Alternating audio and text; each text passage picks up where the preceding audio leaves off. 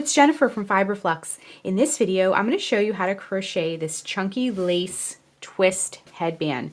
This is an easy project. We're going to learn how to make some chunky lace in a big long strip, and then I'm going to show you how to seam it in such a way that it adds a twist. Now you can make it just a simple cylinder shape as well, but I'm going to show you how to do the twist if you'd like to do that as well. So let's get started. The finished piece has a height of about 5 inches tall and a circumference of about 20 inches around. So we're also going to learn how to change your multiples if you want the height to be different, and how to add more or less rows to the rectangle we'll be making if you want the circumference to be a little bit different as well. For this project, you'll need a tape measure, a pair of scissors, a tapestry needle. We're going to be using a 6.5 millimeter K crochet hook. This is my Furls Odyssey. I'll put the link down below if you'd like to get one of your own. And then also, we're going to be using a fun new yarn. Now, we had a giveaway for this recently.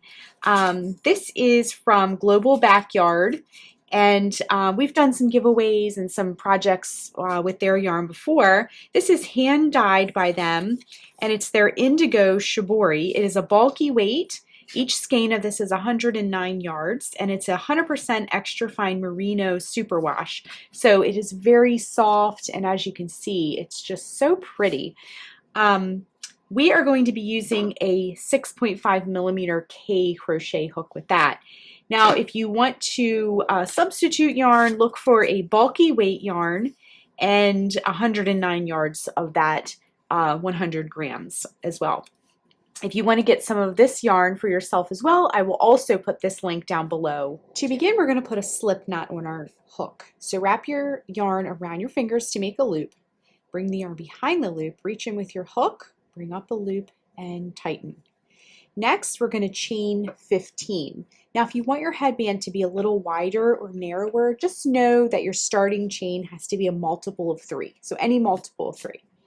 So to make a chain, wrap the yarn around the hook and bring it through the loop. That's 1, 2, 3, 4, 5, 6, 7, 8, 9, 10, 11, 12, 13, 14, and 15. Okay, so here's our starting chain, and you want to make sure it has a little stretch to it and you can work into those chains.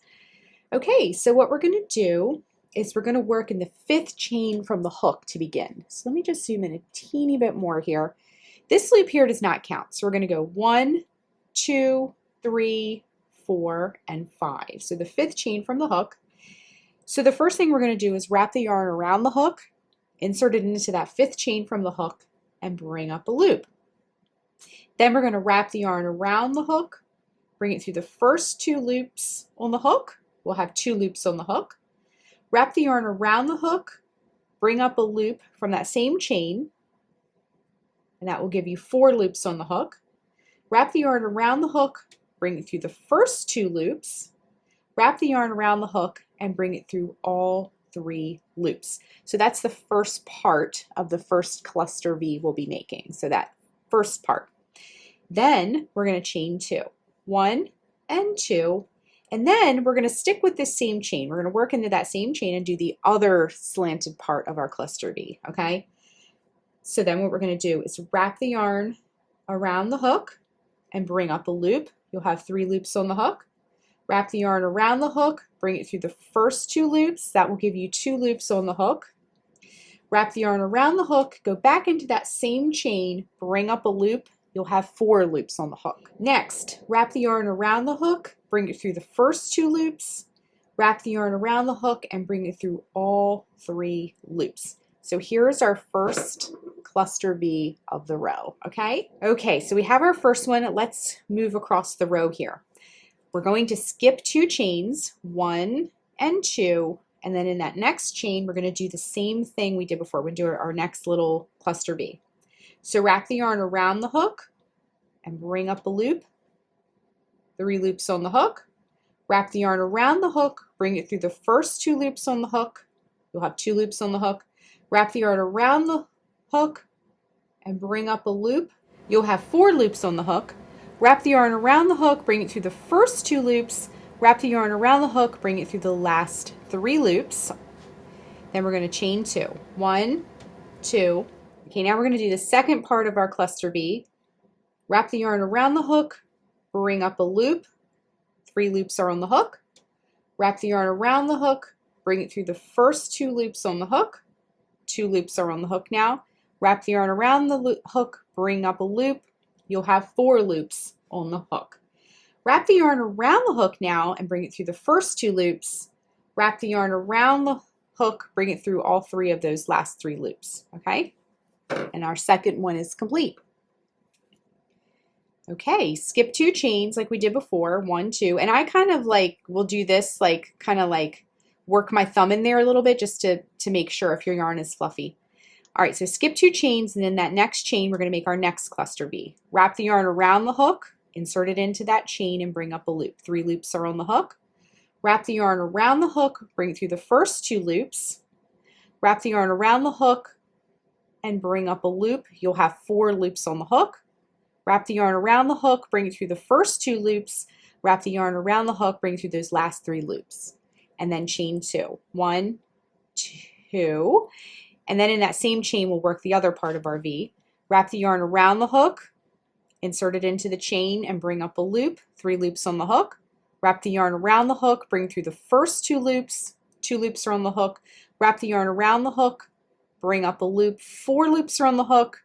Wrap yarn around hook, bring it through the first 2 loops, wrap yarn around hook, bring it through the last 3 loops, okay?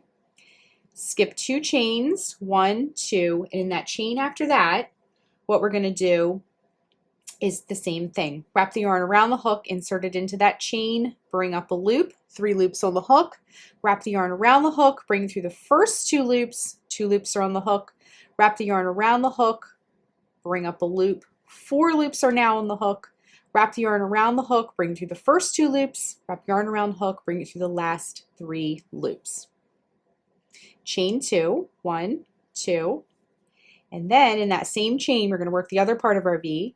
Wrap yarn around hook, bring up a loop, 3 loops are on the hook, yarn around hook, bring through the first 2 loops, 2 loops on the hook, wrap yarn around hook, reinsert it back into that same chain, bring up a loop, 4 loops are on the hook, yarn around hook, bring through the first 2 loops, yarn around hook, bring through the last 3 loops. So you should have 4 cluster V's across. Then you'll have 1 chain left, and we're just going to work a double crochet into that last chain. So to make a double crochet, wrap the yarn around the hook, insert it into the chain, bring up a loop, 3 loops are on the hook, yarn around hook, bring through the first 2 loops, yarn around hook, bring through the last 2 loops. Okay, so row 1 is complete. We have some pretty texture, and I love how these little white flecks are displaying throughout our piece. Okay, so we're going to transition on to the next row. The next row is a little easier. We don't have to skip chains or anything like that, and we're going to be doing the same cluster V's that we've been doing. For row 2, we're going to chain 3, 1, 2, 3, and turn our work. Now we're going to be working our next row of cluster V's into those chain 2 spaces. Remember the chain 2s we did in between each V? We're going to work into that space that created by working those 2 chains, okay?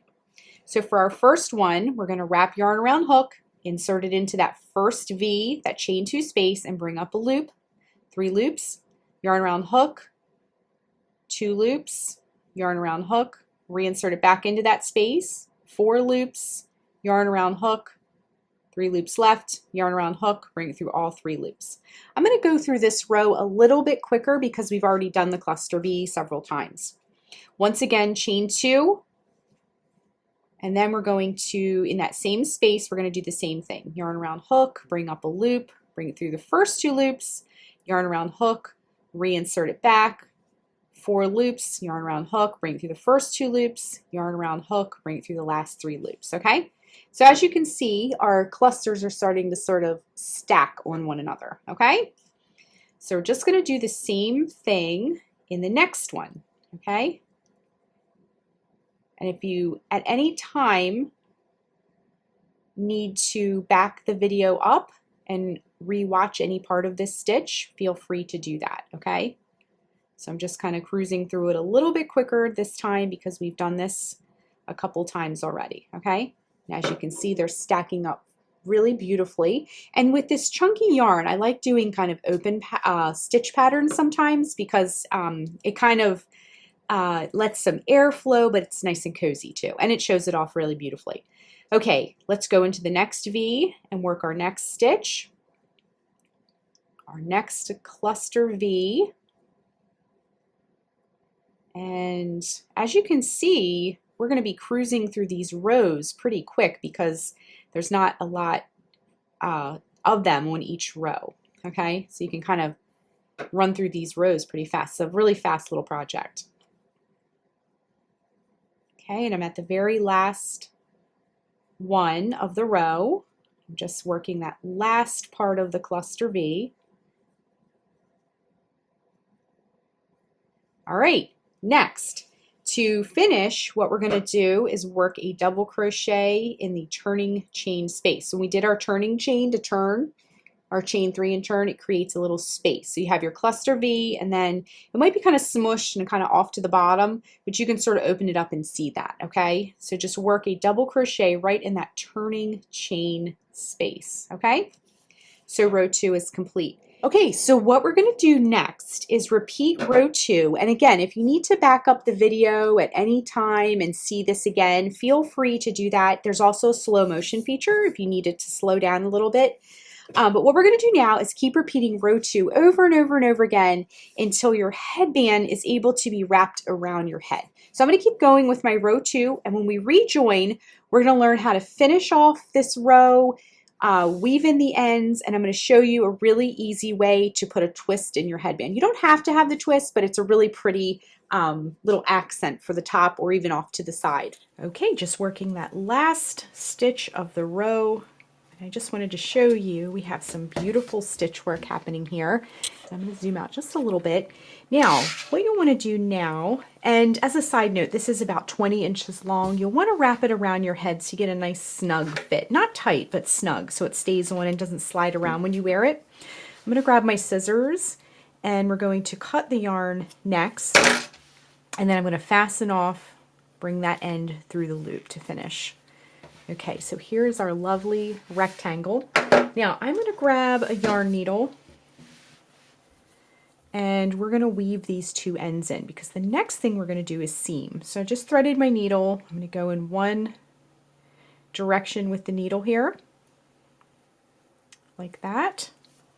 Bring it through and come back in the other direction with the needle. Grab your scissors and give it a little snip. All right, flip it around. Do the same thing with your other tail. And what we're going to do is weave that end in as well.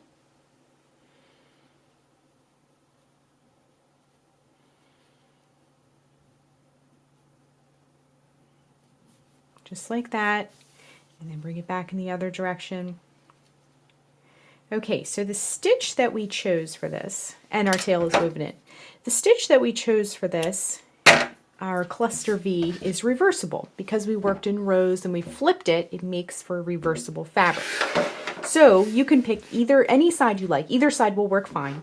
And what we're going to do now is I'm going to pull about 12 to 18 inches of yarn. And I don't have a lot of yarn left, just a smidge. And we're going to put that aside.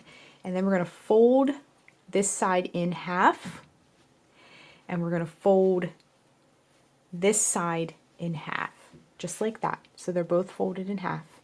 Then you're going to put one inside of the other, like this, and sandwich it so that it's sort of like this, okay? So hold those edges together, and I like to just get everything nice and straightened out, make sure everything comes to the edges, and then everything's nice and lined up, like that. Next, we're going to thread our tapestry needle. We're going to hold on to this. Let me see if I can coordinate both of these things happening at the same time. If you need a little clip, you can clip it on there for a minute while you wait. All right, thread your tapestry needle, and then we're going to get all of our little layers lined up, nice and neat. Make sure everything looks good. Hold your sandwich together, and then you're going to take your needle, and you're going to go through all 4 layers. Make sure your needle goes through all 4 layers. You get the edges in there nice and good. You're going to pull it almost all the way through, leave a little tail for now, and then you're just going to take it all the way across. This is a whip stitch. We're just creating a simple little spiral throw work. This is a pretty invisible stitch and it's super easy to do. Okay, we're just going through, make sure you go through all 4 layers of your piece. Just like that. And then work that last stitch, but instead of pulling it all the way through, leave a little loop there. You're going to bring it through there. And then I like to do it one more time, just for good measure. Don't pull it all the way through and send your needle through that loop. And then while you have it threaded still, go ahead and take your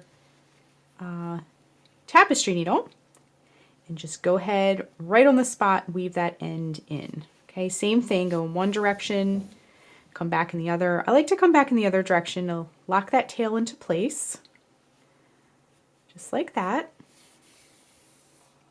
Okay, give your yarn a snip. Now we're going to come back down to the other side because we need to fasten this off securely where we started.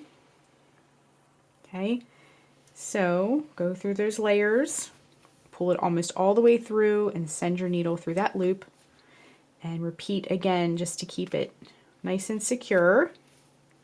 And if you run out of needle space, you can just kind of send it through with your finger, just send the end through there and pull tight. Weave that last end in, just like that. And if it's short, you can decide whether you want to bring it back in the other direction or not. Okay, so it looks a little bit kind of clumpy right now, but what we're going to do now is flip it right side out. So we have everything sewn, and we're going to turn it right side out and straighten things up a bit.